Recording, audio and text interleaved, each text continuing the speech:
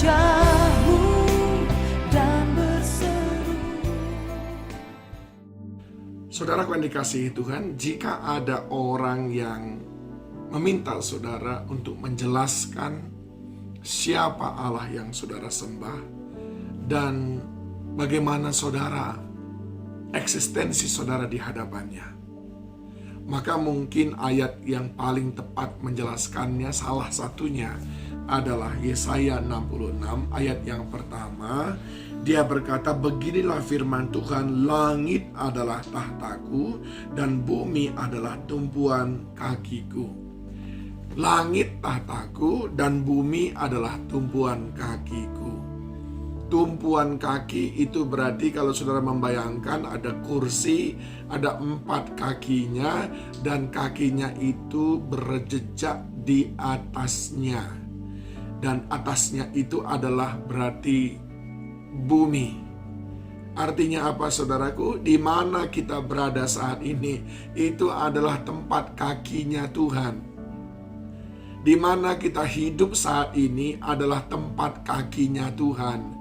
Dan orang tahu bahwa yang namanya di bawah telapak kaki, dekat tumit sepatu, itu menunjukkan bukan tempat yang sebetulnya mulia. Tetapi yang saya maksudkan di sini adalah apa makna daripada eksistensi kita di hadapan Allah. Jika Dia mengatakan, langit itu tahta saya dan bumi itu adalah tumpuan kaki saya.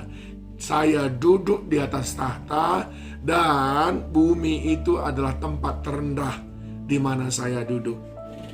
Kira-kira dia mengatakan seperti itu.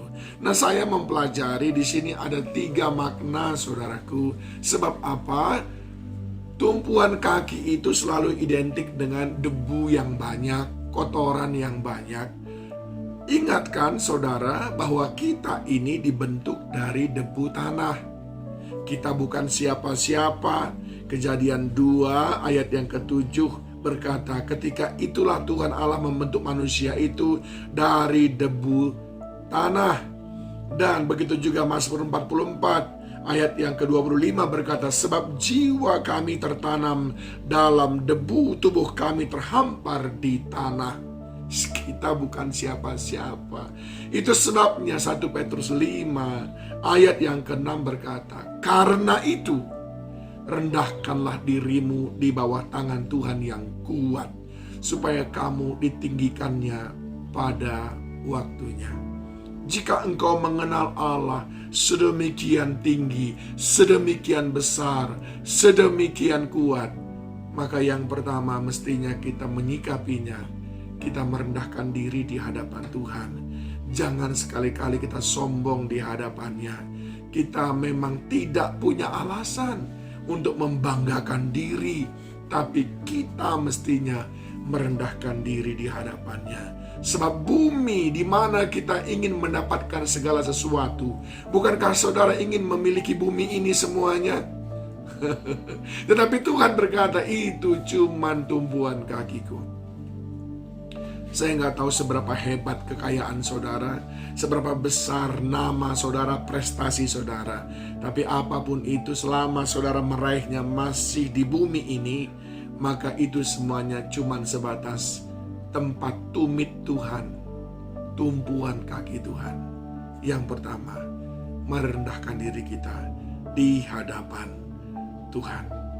Yang kedua, kalau kita tahu sedemikian agungnya Dia, sedemikian berkuasanya Dia, langit, saudara tidak bisa menjangkau langit, tapi itu adalah tahtanya. Bumi, saudara cuma tinggal dari sekian miliar daripada bumi ini, tapi itu adalah cuma tumpuan kaki Tuhan. Maka sungguh-sungguh kita mestinya senantiasa menyembah Dia, karena Dia tinggi sekali. Dia sedemikian besar. Jangankan diinjaknya, Dia lewat saja kena angin ketika Dia lewat itu. Ketika Dia menggerakkan kakinya, mungkin kita sudah terguling-guling, saudaraku. Kira-kira seperti itu saya ingin menggambarkan betapa agungnya Dia. Oleh sebab itu sikap yang kedua adalah mari kita memiliki hati yang mau menyembah Dia. Firman Tuhan dalam Wahyu 14 ayat 7 berkata, dan Ia berseru dengan suara nyaring, takutlah akan Allah dan muliakanlah Dia karena telah tiba saatnya penghakimannya, dan sembahlah Dia yang telah menjadikan langit dan bumi dan laut dan semua mata air. Sembahlah Dia sebab Dia pemilik semua itu, Dia yang menjadikan semua itu.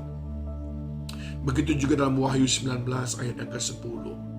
Oleh sebab itu saudara yang dikasihi Tuhan, mari kita mengambil posisi menyembah Dia ketika kita tahu sedemikian besar Allah kita, sedemikian tinggi luhur Dia.